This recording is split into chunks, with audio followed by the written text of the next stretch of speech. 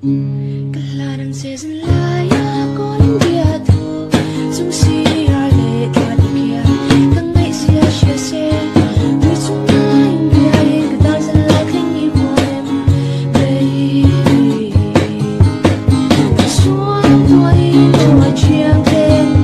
sia suang tuaya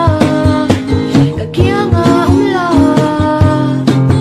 nang sau hi suang tuai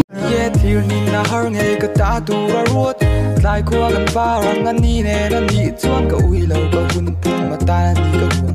anh tin lâu trôi mùa xiêm tu chuan anh te phụ ngày ka chul về hun trap ka chu hel mi tang lâu tu fe te rem lâu ka hum te ka hun se tham ra lâu ka pu sek anh chul nè rồi phát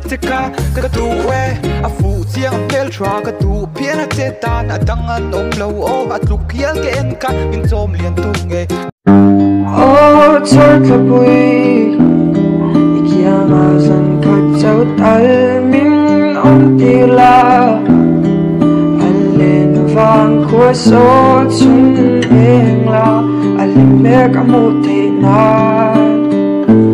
phải đăng tràn ở bên bồn cái lông nổ lô anh lên mẹ